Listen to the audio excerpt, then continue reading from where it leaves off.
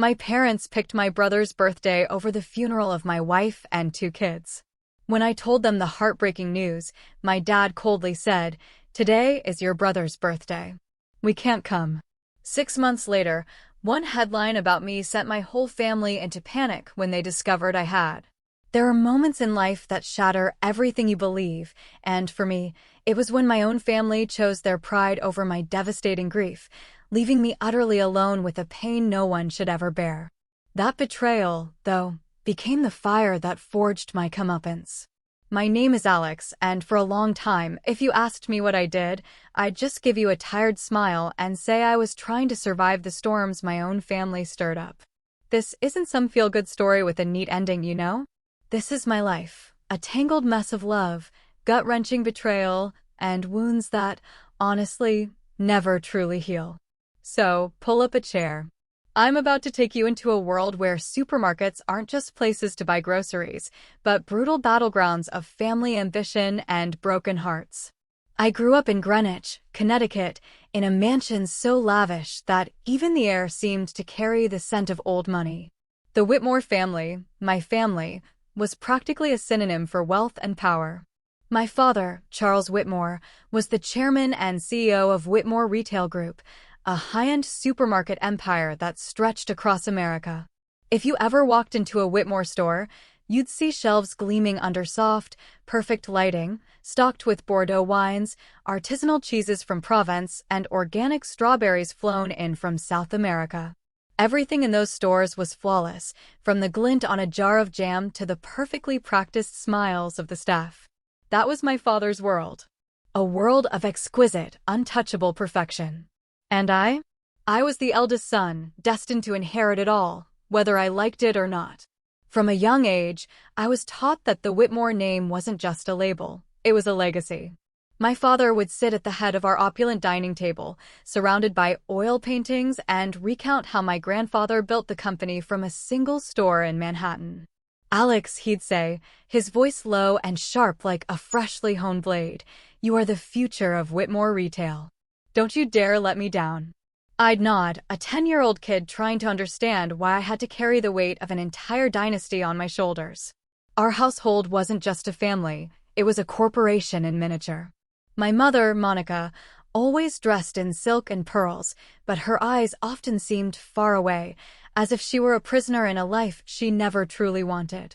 My younger brother, Nathaniel, for years my junior, was practically my father's clone, always knowing how to please him, always flashing the right smile at the right moment. And me? I was the one who asked too many questions, the one who felt like I was suffocating at dinner parties where conversations revolved solely around stocks, real estate, and European vacations. But my life truly changed when I met Elena. She was a beacon, a light in my meticulously ordered, yet deeply dark world. And she was also the spark that ignited every single tragedy that followed. I met Elena Lancaster during my sophomore year at Stanford. It was a crisp autumn afternoon, golden leaves falling gently across the campus paths. I was holed up in the library, drowning in an economics textbook, when she walked in. She brought with her a fresh breeze, a faint scent of freshly brewed coffee, and a lightness I hadn't known existed. Elena was unlike anyone I'd ever encountered. She wore a simple sweater, her hair tied in a high ponytail, and her brown eyes sparkled as if they held 1,000 untold stories. She sat down at the table across from me, placed a stack of books, and accidentally dropped a pen. I picked it up, handed it back, and when our hands touched, I felt this jolt, a pure surge of electricity. "Thank you," she said, flashing a smile that made me completely forget where I was. "I'm Elena Lancaster." I swallowed, trying to keep my voice steady despite my heart hammering like a drum. "Alex Whitmore," I managed. We started talking, and I quickly realized Elena wasn't the type to show off or pretend. She was brilliant, sharp, but incredibly sincere. With her, I felt like I could finally drop the armor I'd worn my entire life. She told me about her family, about her father, Robert Lancaster, the founder of Lancaster Market, a chain of budget supermarkets that served working-class people in low-income communities. My dad always says, Elena laughed, her eyes shining, everyone deserves to eat well, not just the wealthy. I chuckled along, but a twinge of unease stirred deep inside me. Lancaster Market. That name was no stranger. It was the sworn enemy of Whitmore Retail Group. The Lancasters and the Whitmores were like two sides of the same coin, coexisting in the retail industry, but as different as night and day. Whitmore Retail Group prided itself on being the brand of the elite, a place where customers would drop hundreds of dollars on a bottle of Italian olive oil just because it came in a handcrafted glass bottle. My father often referred to Lancaster Market as those cheap supermarkets, he'd say with utter disdain. They sell to people who don't know quality. They tarnish the retail industry. I heard him say that during a shareholders' meeting when I was just 16, allowed to sit in and observe. But Lancaster Market saw things differently. Robert Lancaster, Elena's father, had built his company from a single small store in Portland, Oregon, with a simple, powerful mission: to bring quality food to every American household, regardless of income. Their marketing targeted workers, single mothers, struggling neighborhoods. They even ran a free meals program on weekends for children in underserved areas. My father called it cheap PR stunts to win the masses. But me? Though I never dared to say it aloud, I thought it was something Whitmore Retail could never achieve, making a real difference in the community. The rivalry between our families wasn't just talk, it was a full-blown war. Whitmore Retail and Lancaster Market had sued each other over advertising campaigns. They'd battled over prime real estate in major cities like Chicago, Dallas, and Miami. Once, at an industry conference, my father and Robert Lancaster nearly came to blows over a comment about the true value of food. My brother, Nathaniel, used to jokingly call it the war of the vegetable vendors. But to me, it felt like a tragic comedy, with both sides so consumed by their egos they couldn't see the harm they were causing to everyone around them. Despite all these barriers, Elena and I fell deeply in love. Our date nights weren't at fancy restaurants or luxury resorts. We preferred sitting in a small diner in Palo Alto, eating burgers and laughing about economics exams. Elena always carried a notebook, jotting down ideas for improving food supply chains. If we could deliver fresh produce within 24 hours at a low cost, she'd say, her eyes shining with passion, people wouldn't have to choose between quality and their budget. I adored her passion, the way she saw the world, not through the lens of wealth, but through simple, profound values. But I knew deep down, our love was a ticking time bomb. My father would never accept Elena. Not just because she was Robert Lancaster's daughter, but because she represented everything he despised: humility, community, and genuine purpose. The storm hit one winter evening when I finally brought Elena home to meet my family. I braced myself, but I didn't expect things to go as disastrously as they did. The Whitmore mansion was ablaze with lights, the dining table set like a royal banquet. My mother offered a stiff smile. Nathaniel sat with his arms crossed, a subtle scowl on his face. And my father? He looked at Elena as if she were an intrusive, unwelcome insect. "Mom, Dad, this is Elena Lancaster," I introduced, trying to keep my voice calm and steady. "She's studying with me at Stanford." Silence. A heavy, suffocating silence so thick I could hear the rhythmic ticking of the wall clock. Then my father spoke, his voice cold as ice. "Lancaster. Robert Lancaster's daughter. The one ruining the retail industry." Elena gripped my hand under the table, but she didn't back down. Not one bit. "Mr. Whitmore," she said, her voice clear and remarkably steady, "my father built Lancaster Market to help people, not to ruin anyone." My father let out a mocking laugh, a sound that sent a chill straight down my spine. "Help people? You think selling cheap goods to the poor is helping them? You're tarnishing this family's name, Alex, and you're deeply disappointing me." That evening spiraled into a horrific argument. My father stood up, pointed a finger at me, and shouted, "If you choose this girl, you are no longer my son." Nathaniel sat silently, but I saw the corner of his mouth curl, a sickening hint of satisfaction. My mother just bowed her head, her hands clutching her napkin as if it were a lifeline. I walked Elena to her car, apologizing profusely for everything. But she just shook her head, hugged me tight, and whispered, "Alex, I don't need your family to accept me. I just need you." And in that moment, that was all I needed too.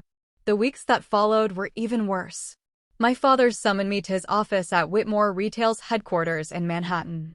The room was vast, with windows overlooking New York's impressive skyline, but the atmosphere inside felt like a suffocating prison. He sat behind his desk, his eyes cold and piercing. "I've made my decision," he announced. "Nathaniel will inherit the company. You're no longer in the plan." I stood there, feeling the floor collapse beneath me. "Because of Elena?" I asked, my voice hoarse, barely a whisper. "Because you've betrayed this family," he replied. "You chose the daughter of our enemy, a girl unworthy of the Whitmore name. From now on, you're on your own." I left that office, my mind reeling.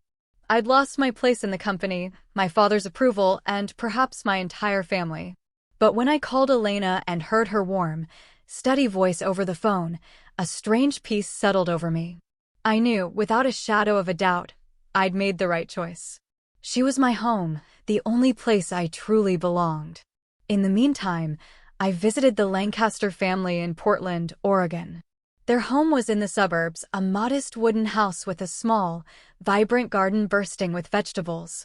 Robert Lancaster, Elena's father, welcomed me like an old friend, like a son. He wore a worn-out shirt, his hands calloused from years of honest work in his store.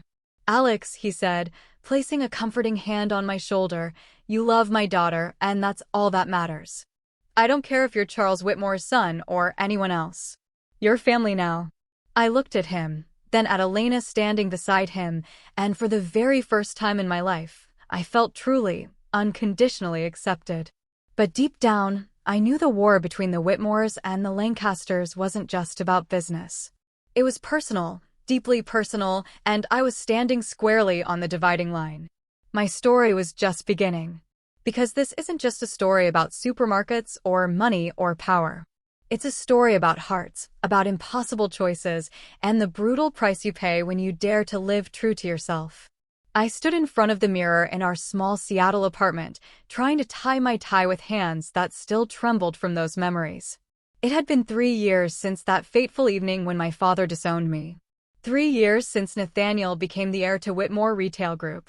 3 years since I chose Elena over the family legacy. Yet, every time I looked in the mirror, I could still see my father's eyes, cold, piercing, as if he were judging me from afar. I didn't join Lancaster Market, even though Robert Lancaster, Elena's father, offered me a position multiple times. "You have talent. You could help us bring good food to more people," he'd say during my visits to their Portland home. But I declined. I wanted to stand on my own 2 feet, not be known as the son-in-law propped up by his wife's family. Or perhaps, deep down, I still felt a pang of guilt. Joining Lancaster Market would feel like a final, irreversible betrayal of my own father, and I wasn't ready for that, not yet. So, I chose a different path. I joined Fresh Route, a small logistics startup in Seattle, focused on fresh food supply chains. My job was to figure out how to get vegetables, fruits, and fresh meat from farms to consumers within 24 hours at the lowest possible cost. It was grueling work, with long days in a stuffy office and late nights crunching data. But I loved it. I loved the feeling of creating something truly meaningful, working with people who didn't care whose son I was, only what I could contribute. Elena and I got married on a beautiful spring afternoon, about 3 years after we graduated. The wedding took place in a small, charming church on the outskirts of Portland. There were no lavish receptions, no guests in Armani suits or glittering ball gowns. Just the Lancaster family, a few close friends from Stanford, and a priest with a wonderfully kind smile. Robert walked Elena down the aisle, his eyes shining with a mix of pride and a touch of melancholy. "You're my son now, Alex," he whispered, hugging me tightly after the ceremony. "Take care of her." No one from the Whitmore family showed up. I had sent an invitation, of course, though I knew in my heart they wouldn't come. My mother sent a brief text, "Wishing you happiness, Alex." "I'm sorry." My father said nothing. Nathaniel, on the other hand, posted a photo on social media, raising a glass of wine at a party in the Hamptons with the caption, Congrats to my brother on his big day choosing love over family. I read it, feeling a dull ache in my chest, but I didn't respond. I'd learned that sometimes silence is the strongest reply. Seattle, where Elena and I settled, is a city embraced by nature with a mild climate. Our apartment was on the 5th floor of a modern building with windows overlooking Puget Sound. It wasn't as grand as the Greenwich Mansion, but it was ours. I still remember the day we moved in. Elena stood amidst a pile of cardboard boxes, hands on her hips, laughing joyfully. "Alex," she exclaimed, "we have a kitchen table. A real kitchen table." I laughed, pulled her into my arms, and we stood there, surrounded by chaos, happier than I had ever imagined possible. 2 years later, Olivia was born. She was a miniature version of Elena, big brown eyes, a radiant smile, and a stubborn streak that both charmed and exasperated me. When Olivia was 3, Marcus arrived, a quiet boy with eyes just like mine. Watching our 2 children play on the living room floor, I felt like I'd found the true meaning of life. It wasn't the gleaming shelves of Whitmore retail, the revenue numbers, or the million-dollar deals. It was these moments. Olivia's pure laughter as I pushed her on a swing.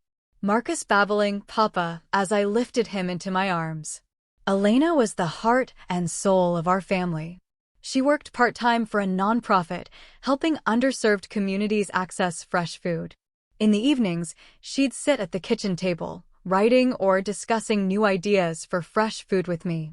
"If we could cut transportation costs by another 10%, she'd say, her eyes sparkling, "we could get fresh carrots to even the poorest neighborhoods." I loved how she always thought of others, how she turned the simplest things into something extraordinary. But not everything was perfect. Despite my efforts to cut ties with the Whitmores, their shadow still loomed over my life. My mother called occasionally, her voice laced with guilt, but never daring to challenge my father. "Alex, are you doing okay? How are the kids?" she'd ask, and I'd answer briefly, knowing she would never truly stand up to him. Nathaniel was different. He seemed to relish reminding me that I'd been cast out. Once, he sent me an article about Whitmore retail with a message, "Look at what you're missing. We just opened 5 new stores in California. Too bad for you." I didn't reply, but his words still cut deep. Not because I regretted leaving my father's empire, but because a small, foolish part of me still hoped my family would change, would reach out. I wrote letters to my mother, sending photos of Olivia and Marcus, sharing stories about our life in Seattle. But those letters rarely got a response. Once, my mother sent a birthday card for Olivia with a $10,000 check. I returned it with a simple note. "Thank you, Mom. But we don't need the money. We're happy." Life at Fresh Root wasn't always easy. Our startup was small, battling giants in the logistics industry. Some weeks, I worked 80 hours, dozing off at my desk, coming home with dark circles under my eyes. But Elena was always there, with a hot cup of coffee and that incredible smile. "You're doing something amazing, Alex," she'd say. "Every Fresh Root truck means another family eating fresh produce. Don't give up." And I didn't. We developed a real-time tracking system that slashed delivery times from 48 hours to 24. Small farms began to trust us, and Fresh Root's revenue grew steadily. I wasn't making millions like my father, but I was fiercely proud that my work had meaning. I was building something, not to get rich, but to make life better for others. One Sunday afternoon, Elena and I took Olivia and Marcus for a picnic at a park near our home. Olivia, now 5, ran around the grass, chasing a butterfly kite she loved. Marcus sat on my shoulders, giggling as I pretended to be a horse. Elena lay on the picnic blanket, reading a book, but every so often, she'd look up at us with that gentle smile. "You know," she said softly, "sometimes I think we found paradise." I sat down beside her, pulling her into my arms. "My paradise is you," I said, and she laughed playfully, punching my shoulder. So cheesy, Whitmore. It was a perfect moment. One of those you want to frame and keep forever. But I didn't know that just a few hours later, everything would shatter like a bursting bubble. That was the last picnic where I could still hold Elena's hand, where I could watch Olivia and Marcus run across the grass, free and joyful. We left the park as the sun began to set, its golden glow stretching across the lake. Olivia dozed off in the back seat, clutching her butterfly kite tightly. Marcus was half asleep, his little head resting on his sister's shoulder. Elena sat beside me, softly humming a lullaby her mother used to sing. I drove, my heart swelling, feeling like everything in the world was perfectly right. The road back to Seattle was a two-lane highway, winding through fields and forests. I kept a steady speed, the radio playing soothing jazz. Elena reached over, her fingers intertwining tightly with mine. "Today was fun, wasn't it?" she said, her voice soft. "We should do this more often." I nodded, smiling. More often. Maybe next week my words were brutally cut off by a blinding light ahead. A massive container truck, like a monstrous beast, veered across the center line, heading straight for us. I only heard Elena scream, "Alex, be careful," before everything plunged into an unbearable darkness. I woke up in a stark white room, the sharp smell of antiseptic burning in my nostrils. My head throbbed, my left arm was numb, and a strange, cold emptiness gripped my chest. A nurse stood by my bed, checking a chart. "You're awake," she said, her voice gentle but cautious. "You have a broken arm and some minor injuries. You're very lucky." Lucky? The word rang like a cruel, twisted joke. I tried to sit up, but a wave of searing pain made me groan. "My wife? My kids? Where are they?" I asked, my voice barely a whisper, as if my throat were filled with sand. The nurse looked at me, her eyes darting away, unable to meet mine. "I'll get the doctor," she said, hurrying out. A chilling dread ran down my spine.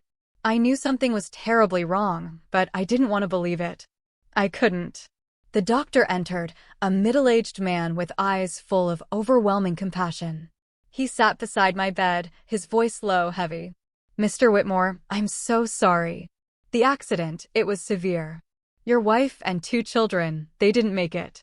The world around me collapsed. I heard his words, but they weren't real. They couldn't be.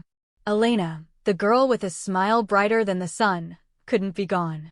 Olivia, my little girl with curly hair and a laugh that echoed joy, couldn't have vanished.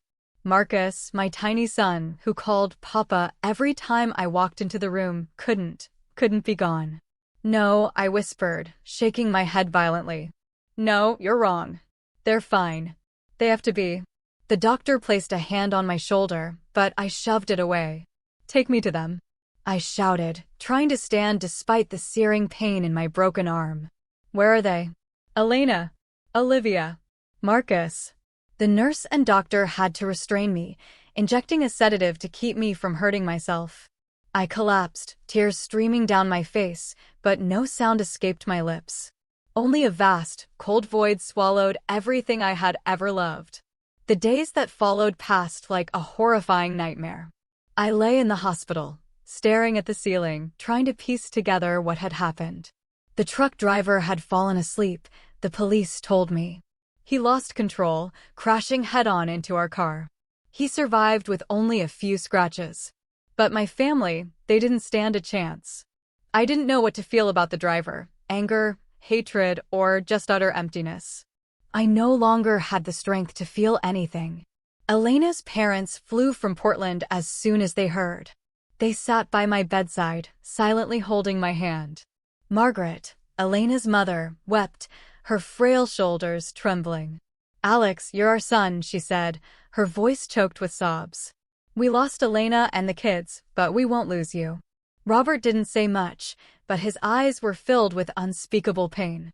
He sat there, looking a decade older, as if the accident had taken not only his daughter and grandchildren, but a piece of his very soul. "What do you need, Alex?" he asked. "Anything? Just tell me." I didn't answer. I didn't know what I needed, except to turn back time, to hold Elena again, to hear Olivia's laugh and Marcus's voice. But time never grants such wishes. The Whitmores, my own family, were a different story. I called my mother, leaving a trembling voicemail about the accident. I hoped, even just a little, that they'd come. That they'd set aside their pride, their petty feuds, to be with me in this moment of pure agony. But no one came. My mother called back, her voice heavy with guilt. Alex, I wanted to come, but your father, he wouldn't allow it. He said I shouldn't interfere with the life you chose. I gripped the phone, feeling my chest constrict, a burning rage starting to simmer. Mom, I said, my voice barely a whisper, my wife and your 2 grandchildren are dead. Do you understand? They're dead. My mother sobbed over the phone, but she didn't come. My father, Charles, said absolutely nothing. Later, I learned a painful, infuriating truth. My father was busy hosting a birthday party for Nathaniel at the Greenwich Mansion, complete with expensive wine and high-profile guests. The funeral for my wife and 2 children was held at a small church in Portland, where Elena grew up. I stood before 3 coffins, 2 so tiny they shattered my heart into a million pieces. Olivia still clutched her butterfly kite in her eternal sleep. Marcus, with his peaceful face, looked like he was having a sweet dream. And Elena, she looked like she was merely asleep, her brown hair gently framing her face, her lips closed as if she had something left to say to me. I sent a funeral notice to the Whitmores, despite Robert's advice against it. They don't deserve it, Alex, he had said, his voice thick with anger. But I sent it anyway, foolishly hoping they'd come, that my father would see the 3 graves and realize he was wrong. But no one came. Not a formal condolence, not a single message. I stood before the graves, clutching the crumpled eulogy as tightly as my broken heart. Robert stood beside me, his hand a heavy, comforting weight on my shoulder. You're my son, he said, his voice firm despite his red-rimmed eyes. You lost your wife, your children, but you haven't lost your family. We're here, Alex. We'll always be here. I nodded, but inside, I knew I'd lost everything. Elena was my light. Olivia and Marcus were why I woke up each morning. Now I was left with only a void, and I didn't know how to fill it. The weeks after the funeral, I lived like a shadow. I returned to our Seattle apartment, where everything screamed their names. Olivia's pink dress hung in the closet. Marcus's tiny shoes sat in the corner. And Elena's notebook, filled with her vibrant ideas about fresh food, lay open on the kitchen table. I couldn't touch them, but I couldn't bring myself to throw them away either. Each night, I lay in bed, staring at the ceiling, trying desperately to recall Elena's voice, Olivia's infectious laugh, or the way Marcus gripped my finger. But the harder I tried, the more they slipped away, like sand through my fingers. Robert and Margaret visited often, bringing food and sharing stories of Elena as a child. They tried so hard to pull me from the abyss, but I knew they were hurting too, profoundly. We were survivors, left to face a world that no longer felt the same, a world stripped bare. One evening, as I sat alone in the dark apartment, the doorbell rang. I opened it, expecting Robert, but it was my mother. She stood there in a long coat, her eyes red-rimmed and swollen. Alex, she said, her voice trembling, I'm so sorry I couldn't come to the funeral. Your father, he don't talk about him. I cut her off, my voice cold, devoid of warmth. Why are you here? She stepped inside, wrapping her arms around me, and I felt her entire body trembling. I wanted to see you, she whispered. I wanted to know if you're okay. I didn't answer. I wasn't okay, and she knew it. But I let her stay, because she was still my mother, and even a broken connection was something. We sat in silence, and for the first time, I realized she too was a victim of my father, trapped in the gilded cage of the Whitmore family. But her presence couldn't ease my pain. It only reminded me that my family, the ones who should have been there, had chosen to stay out of my life, out of my profound suffering. 6 months after the accident, I made a decision. I couldn't keep living like a shadow, couldn't let grief consume me completely. I stood before the mirror, staring into my own hollow eyes, and told myself, you have to do something, Alex. For Elena, for Olivia, for Marcus. I wrote a final letter to my father, mother, and Nathaniel. It was brief, just a few lines. I'm no longer part of the Whitmore family. Don't contact me again. I sent it, then turned off my phone, cutting the last thread. I sold all the shares my grandfather had left me in Whitmore Retail Group. A substantial sum, but I didn't need it. Money couldn't buy back what I'd lost. What I needed was a cold, decisive plan for revenge. No mercy. Then I called Robert Lancaster. Dad, I said, calling him that for the very first time. I want to join Lancaster Market. I want to carry on what Elena dreamed of. Robert was silent for a moment, and I could hear his breath catch. Then he spoke, his voice thick with raw emotion. Welcome home, son. I moved to Portland a week later. Robert and Margaret welcomed me like a son returning from a long, brutal war. Their wooden house was the same as ever, with its small garden full of vegetables and the faint, comforting smell of freshly baked bread in the air.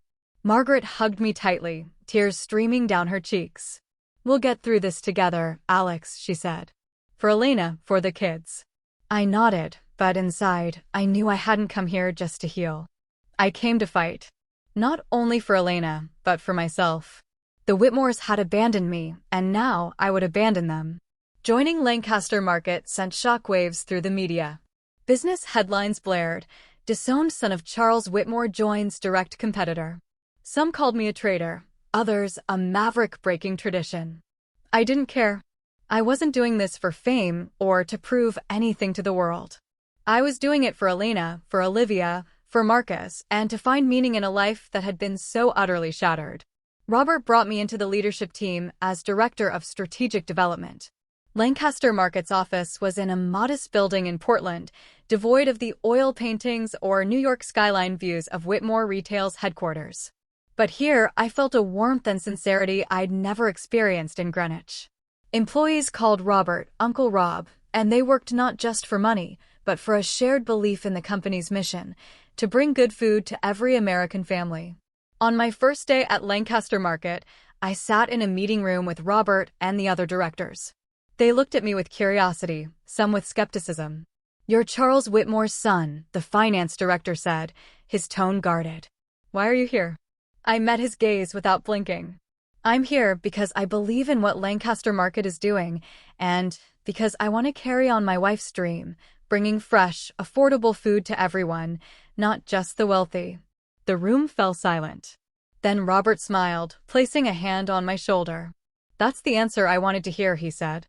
"Let's get to work, Alex." I threw myself into the job like a man running from his own shadow. Each morning, I woke at 5, rereading Elena's notebook for inspiration from her brilliant ideas. I proposed a new strategy, leveraging the logistics technology I'd worked on at Fresh Route to build a fresh, in 24 hours, distribution system. The idea was simple, but incredibly ambitious. Deliver fresh food from farms to stores within a single day at the lowest possible cost. If successful, it would position Lancaster Market to compete directly with Whitmore Retail, especially in major cities like Chicago, Miami, and Dallas, my father's untouchable strongholds. Robert backed me fully. "You can do this," he said during one of our late-night meetings. "Elena would be so proud of you." Hearing her name made my heart clench, a familiar pang, but I nodded, gripping my pen tightly. "I won't let you down, Dad," I said. And for the first time, I felt I wasn't just working for Elena, but for myself, to prove I could stand tall without the Whitmore name. The Eat Well Without Being Wealthy campaign launched a few months later. It was my idea, directly inspired by the notes in Elena's notebook. We weren't just selling food, we were telling a story about ordinary families, hardworking people, single mothers, people who didn't need to spend hundreds of dollars for a quality meal. Our ads appeared on TV and social media, featuring smiling farmers, children holding fresh apples, and the powerful message, "Lancaster Market, good food for everyone." The campaign was a direct, calculated blow to Whitmore Retail. My father, with his philosophy of luxury goods for the elite, couldn't fathom why middle-class customers, once the very backbone of Whitmore's revenue, were turning away. Articles began to compare the two. Lancaster Market is redefining food retail while Whitmore Retail is stuck in the past. I read those articles, feeling a potent mix of pride and vindication. But my greater purpose was clear. I was doing this because I believed Elena was right. Everyone deserves to eat well, not just the rich. One evening, as I worked late in the office, my phone rang. It was Nathaniel. I hesitated, then picked up. "Hey, big brother," his voice came through, cold and mocking. "Heard you're making waves at Lancaster Market. Congrats, trader." Nathaniel, I said, struggling to stay calm. If you're just calling to mock me, hang up. Oh no, he sneered. I just wanted to remind you that you're digging your own grave. Dad won't let this slide. You think you can beat Whitmore Retail? You're wrong. I didn't respond. I simply hung up. But Nathaniel's words echoed in my mind. I knew my father. He wasn't just a businessman. He was someone who never forgave those who dared challenge him. And I, his eldest son, was now his greatest enemy. I sat in my small office at Lancaster Market's headquarters in Portland, the fluorescent light casting a glow over a desk cluttered with papers and charts. In front of me, a computer screen displayed the latest revenue data. Lancaster Market was growing, not in small steps, but in massive, undeniable leaps and bounds. The Eat Well Without Being Wealthy campaign had truly shaken up the food retail market. Our stores in Chicago, Miami, and Dallas cities, once considered impregnable fortresses of Whitmore retail, were now teeming with customers. Housewives, workers, even those who had once been loyal to my father's upscale brand, were flocking to Lancaster Market for fresh, affordable produce. But I didn't let myself get complacent. Every night before bed, I opened Elena's notebook, rereading her slanted handwriting, fresh in 24 hours. Every family deserves it. Those words were the fire that kept me going, the reason I woke up each morning and threw myself into work like a man racing against time. I wasn't doing this just to defeat my father, though a small, undeniable part of me couldn't deny the satisfaction of seeing Whitmore retail falter. I was doing this for Elena, for Olivia, for Marcus, and to prove that a person could live true to their values, no matter the cost. Robert Lancaster called me into his office one autumn morning as golden leaves began to fall across the Portland streets. He sat behind his desk, his silver hair gleaming, but his eyes as sharp and perceptive as the day I first met him. "Alex," he said, sliding a folder across the table, "you've done what I never dared to dream. Lancaster Market is now a name on everyone's lips. But do you know what that means?" I looked at him, waiting. Robert smiled, but his smile carried a hint of concern. "It means Charles Whitmore won't sit idly by. He's losing market share, losing shareholders, and most importantly, he's losing his reputation. A man like Charles doesn't accept defeat." I nodded, unsurprised. I knew my father too well. He was the kind of man who would rather burn his entire empire to the ground than let it fall into someone else's hands. "I'm ready," I said, my voice steady. "If he wants a fight, I'll give him one." Robert looked at me, his gaze softening. "You remind me of Elena," he said. She had that same look. The look of someone who never gives up. I clenched my fists, feeling my heart tighten. Every mention of Elena brought her image instantly to mind, her radiant smile and sparkling eyes. But I didn't let my emotions pull me under. I had a mission, and I would see it through. Whitmore retail began to crumble faster than I expected. Quarterly financial reports showed their revenue declining steadily, especially in cities where Lancaster Market had expanded aggressively. Their stores in Chicago and Dallas had to close, unable to compete with our prices and delivery speed. Middle-class customers, once captivated by Whitmore retail's superficial glamour, finally realized they didn't need to spend hundreds of dollars on a bottle of olive oil or imported cheese. They wanted fresh, affordable food, and Lancaster Market was delivering it. I drew on my experience from Fresh Route to further optimize Lancaster Market's supply chain. The Fresh in 24 Hours system wasn't just a slogan, it was a revolution. We partnered with local farms, using real-time tracking technology to ensure vegetables and fruits reached customers within a day of harvest. Suppliers, once hesitant to work with Lancaster Market for fear of retaliation from Whitmore Retail, were now lining up to sign contracts with us. They appreciated my transparent, efficient approach, and more importantly, they saw the undeniable potential in a company experiencing such rapid, meaningful growth. But not everyone was pleased. Nathaniel, my brother, began appearing in the media, desperately trying to salvage Whitmore Retail's image. In an interview on CNBC, he sat ramrod straight in an expensive suit, speaking with polished, empty confidence. "Whitmore Retail isn't just a supermarket chain," he declared. "We're a symbol of sophistication and quality. Competitors like Lancaster Market may attract customers with low prices, but they'll never match our class. I turned off the TV, an uneasy feeling settling in my chest. Nathaniel could say whatever he wanted on television, but numbers don't lie. Whitmore Retail was losing ground, and I knew they'd soon launch a counterattack. I just didn't expect it to come so quickly. One morning, as I reviewed revenue reports in my office, Robert walked in with a newspaper in hand. "You need to read this," he said, his voice tense. It was the Wall Street Journal, with a bold headline, "Whitmore Retail accuses Lancaster Market of copyright infringement in advertising campaign." The article quoted my father, Charles Whitmore, alleging that our Eat Well Without Being Wealthy campaign had copied an old Whitmore Retail campaign. He announced plans to sue Lancaster Market, seeking millions in damages. I read the article, feeling my blood boil. This wasn't the first time my father had used lawsuits to crush competitors. He'd done it to Lancaster Market years ago, when Elena was a child, and now he was repeating history. But this time, I wasn't the 16-year-old boy sitting in on his boardroom meetings, meekly observing. I was Alex, Lancaster Market's Director of Strategic Development, and I wouldn't let him win so easily. I immediately convened our legal team. "They have no evidence," I said, my voice firm, unwavering. "Our campaign was built on Elena's original ideas, straight from her notebook. This is a dirty tactic, but we won't back down." The legal team agreed that Whitmore Retail's lawsuit lacked a strong foundation, but they warned that a legal battle could be lengthy and incredibly costly. "Charles Whitmore doesn't need to win," one lawyer said. "He just needs to distract us and damage our reputation."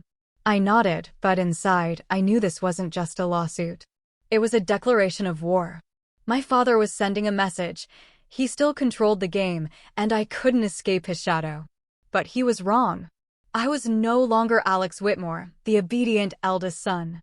I was Alex, fighting for my wife's dream, and I wouldn't let him destroy it. The lawsuit dragged on for months, a tedious, expensive drain, but it didn't deter us. While the lawyers handled the paperwork, I focused relentlessly on expanding Lancaster Market. We opened 10 new stores in major cities, from Atlanta to San Francisco. Each new store was a deliberate dagger aimed at my father's pride. I imagined him sitting in his Manhattan office, reading the declining revenue reports, his face red with impotent rage. But I didn't stop. I accelerated the Eat Well Without Being Wealthy campaign, launching new ads featuring real families sharing how Lancaster Market had genuinely changed the way they ate. One ad featured a single mother in Chicago saying, "I used to think fresh food was only for the rich." Lancaster Market proved me wrong. Audiences love those stories. Our revenue soared, and suppliers began actively pulling away from Whitmore Retail. One of our biggest wins came when a major California farmers cooperative emailed me, saying they wanted to shift their entire contract to Lancaster Market because your way of doing business is transparent and respects us. It was a major victory, and it made me smile for the first time in months. The climax came at a national food retail conference in Las Vegas. I was invited to speak as Lancaster Market's representative. As I stepped onto the stage, my heart pounded not from nerves, but because I knew my father was there, sitting somewhere in that audience. I didn't look at him, but I felt his gaze, cold, judgmental, just like the day he disowned me. I stood before hundreds of people, from CEOs to journalists, and began my speech. "Lancaster Market isn't just about selling food," I said, my voice clear and strong. "We're about bringing hope. We believe every American family, rich or poor, deserves to eat well. We're not building a brand for the elite. We're building a brand for everyone." The crowd applauded, but I wasn't speaking to them. I was speaking to Elena, to Olivia, to Marcus. I was speaking to those who believed in me, and to myself. When I finished, a Forbes reporter stood up and asked, "Mr. Whitmore, do you think Lancaster Market's success is a declaration of war against Whitmore Retail, your father's company?" I smiled. Not a triumphant, gloating smile, but the quiet, resolute smile of a man who had finally found his true path. "I'm not declaring war on anyone," I said. "I'm just doing what my wife, Elena Lancaster, dreamed of, bringing good food to everyone. If that makes us a competitor to anyone, That's their problem, not mine. The crowd applauded again, louder this time, a roar of approval. I stepped off the stage, feeling as though a monumental weight had been lifted from my shoulders. As I passed through the rows of seats, I caught a glimpse of my father, sitting in the back, his face hard as stone. He didn't clap. He didn't look at me.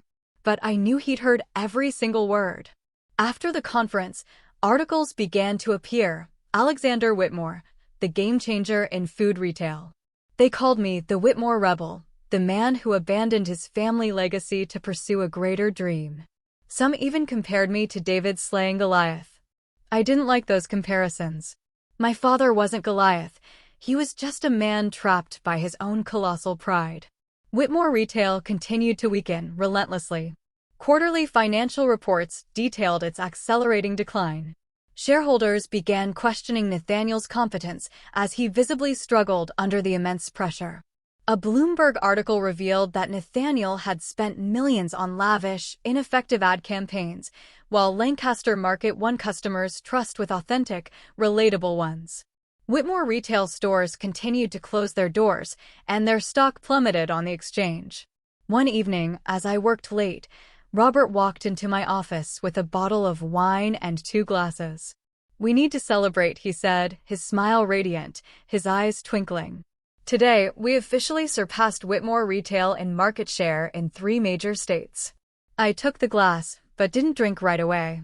I looked at Robert, the man who had become a father to me in a way Charles Whitmore never could. "Thank you, Dad," I said, "for believing in me." Robert raised his glass, clinking it against mine. "No, Alex," he said, his voice soft but firm. "Thank you for keeping Elena's dream alive." A week after the celebration with Robert, I received an email from an unfamiliar address. No sender's name, just a single, cryptic line, "Meet me at the Waldorf Astoria, New York, Friday, 7 p.m., Meeting Room 3. CW. I didn't need a full signature to know who it was. Charles Whitmore, my father, was finally ready to face me. I stared at the email, my fingers hovering over the keyboard, torn between deleting it and responding. Part of me wanted to ignore him, to let him drown in the ruins of his crumbling empire. But another part, the part that still carried Whitmore blood, couldn't turn away. I needed to look him in the eye, to hear him speak, if only to confirm that I was right to cut ties with him. I replied, "I'll be there." New York greeted me with the biting chill of winter, gusts of wind sweeping through streets aglow with Christmas lights. I stepped into the Waldorf Astoria, a place that had once been the playground of the Whitmore family during lavish galas. The lobby was as opulent as I remembered, with marble columns and warm golden light. But I was no longer the boy trailing behind my father in an oversized suit. I was Alex, a man who had chosen his own path. And I wasn't here to beg for forgiveness. I was here to confront him. Meeting Room 3 was on an upper floor, with windows overlooking Manhattan's formidable skyline. When I pushed open the door, my father was already there, seated at the head of the table in a perfectly tailored black suit. He looked older than I remembered, his hair grayer, the lines around his eyes deeper, more etched. But his gaze was as sharp as ever, like a blade ready to cut down anyone who dared defy him. He didn't stand, didn't greet me, just gestured for me to sit. "Alex," he said, his voice low and deliberate, as if weighing every single word. "You've done well. I didn't expect you to go this far with that cheap supermarket chain." I sat across from him, keeping my expression neutral, my face a mask. "Lancaster Market isn't cheap," I said, my voice steady, uncompromising. "We bring good food to everyone. Something Whitmore Retail has never done." He gave a dry, mocking laugh, a sound that always used to send a shiver down my spine, but now barely registered. "You still talk like a naive idealist, Alex. You think you're changing the world? You're just tearing down your family's legacy." I clenched my fists under the table, fighting the raw anger rising within me. "Legacy?" I asked, my voice low but sharp. "What's your legacy, Dad? An empire built on arrogance? A family you were willing to abandon for the sake of your own ego?" He leaned forward, his eyes narrowing to slits. "You dare talk to me about family? You're the one who betrayed us. You chose that Lancaster girl, that low-class supermarket chain over Whitmore Retail. Did you think I'd stand by and watch you destroy everything I've built? I met his gaze, unflinching. I didn't destroy anything. You did that yourself. You chose Nathaniel's birthday party over the funeral of my wife and children. You chose your reputation over your family. That was your choice, not mine. The air in the room grew heavy, suffocating. My father fell silent, but I saw his hand tremble slightly on the table. For the first time in my life, I saw a flicker of unease in his eyes. Not regret, not sorrow, but uncertainty.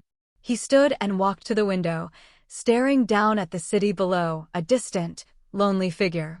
Whitmore Retail is struggling, he said, his voice flat, like he was reading a financial report. Shareholders are pulling out. Nathaniel, he's not strong enough to hold the company together. I need you, Alex. Come back. Help me save it. You're still my son. I almost laughed, a bitter, hollow sound, but the sound caught in my throat. Save the company? I asked, my voice laced with disbelief. You think I'd come back after everything you've done? After you disowned me, after you didn't even show up to Elena's, Olivia's, or Marcus's funeral. He turned back, his face hardening, the flicker of uncertainty gone. I was busy, he said, his voice cold, devoid of emotion. I have responsibilities to the company, to the shareholders. You wouldn't understand. I stood, stepping closer to him, just a few feet away. Busy?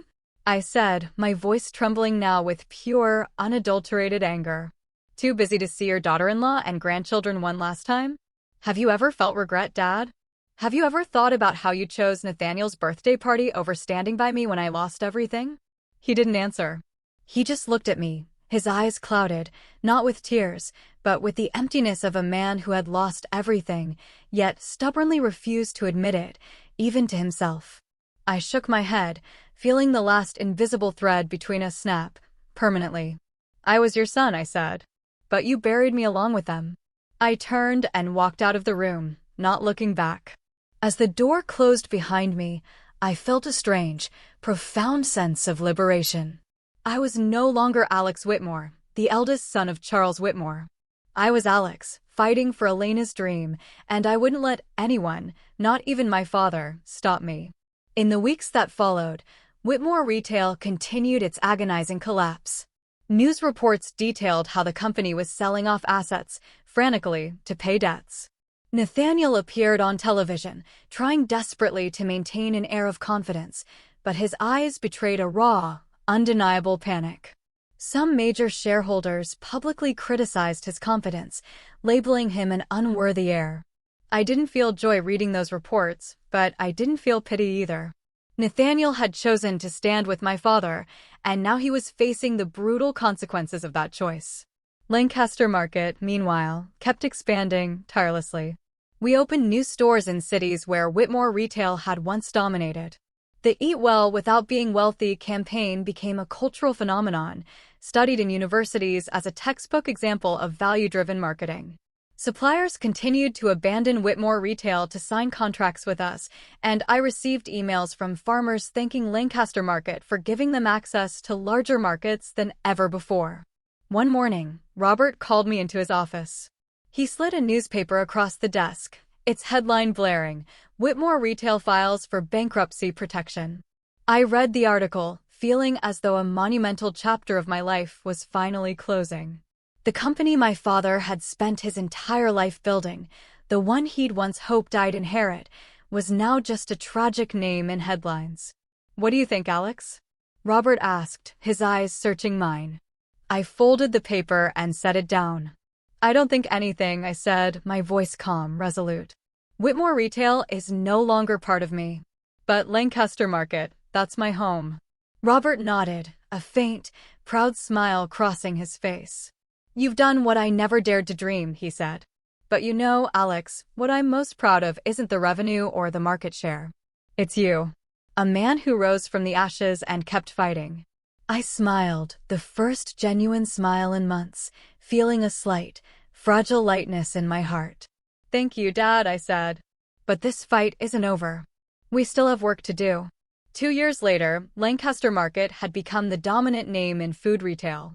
We held over 60% of the market share across the United States, a figure even Robert, with all his unwavering optimism, hadn't dared to dream of. Our stores sprouted everywhere, from struggling neighborhoods in Detroit to bustling suburbs in Los Angeles. The Eat Well Without Being Wealthy campaign was no longer just a slogan.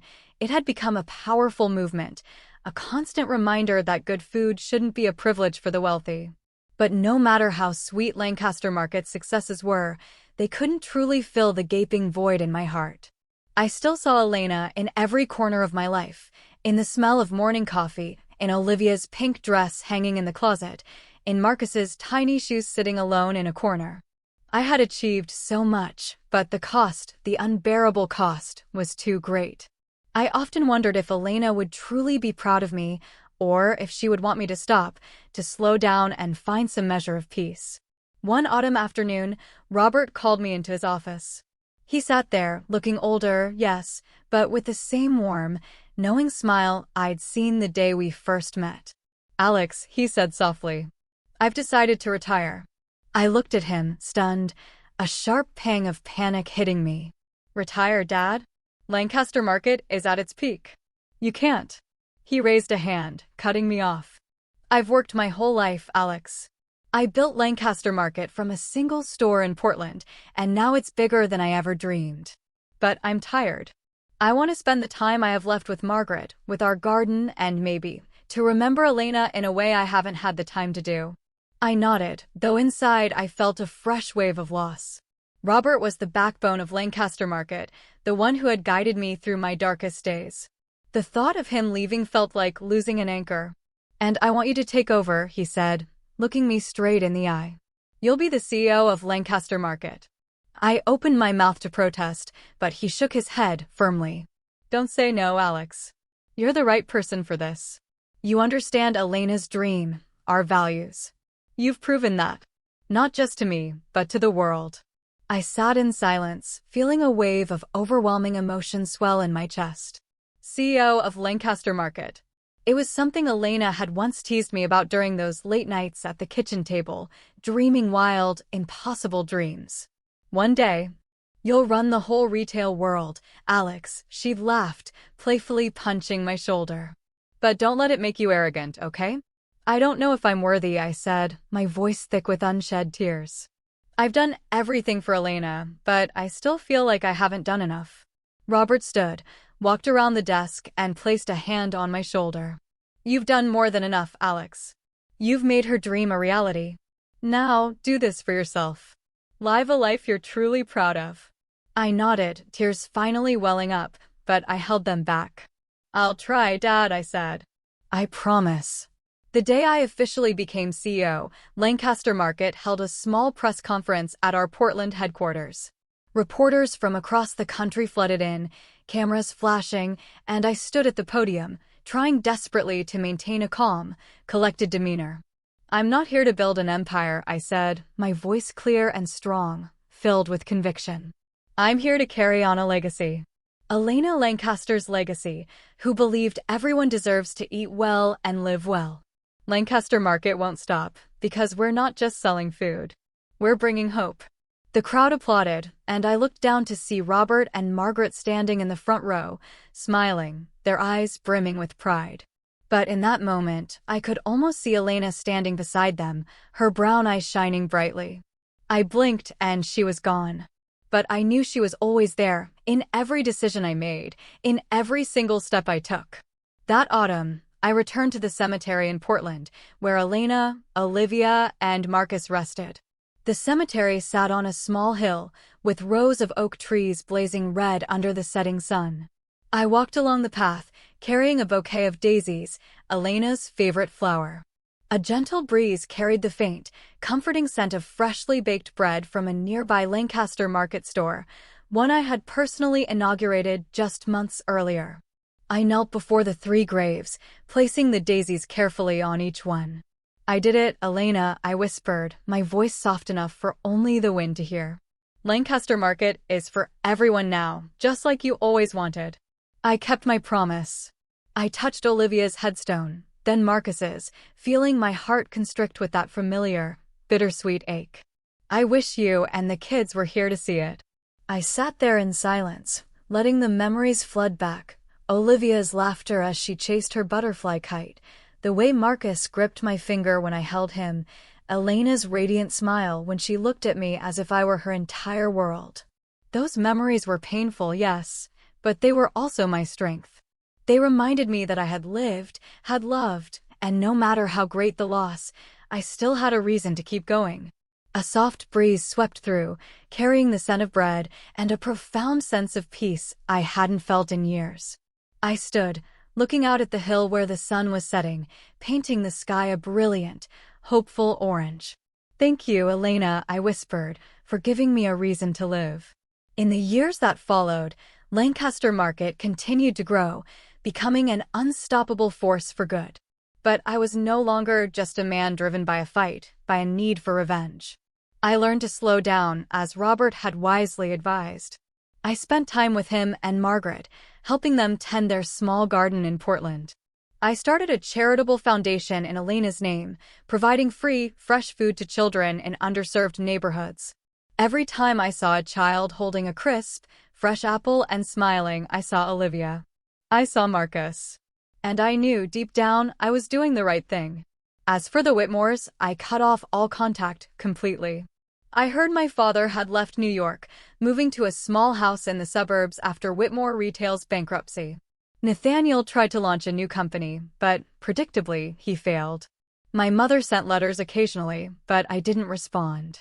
Not because I couldn't forgive, but because I had found a new family. The Lancasters, the people who believed in me unconditionally, and the family of dreams I was now truly living. My story as Alex Whitmore might end there, but my life, the one I built for myself, it continues. Every single morning, I wake up carrying Elena, Olivia, and Marcus right here in my heart. I walk into the buzzing energy of Lancaster Market, seeing the passion in our employees' eyes, and I know, deep down, that I finally found my true purpose. I'm not Alex Whitmore, the lost heir to an empire anymore. I'm just Alex.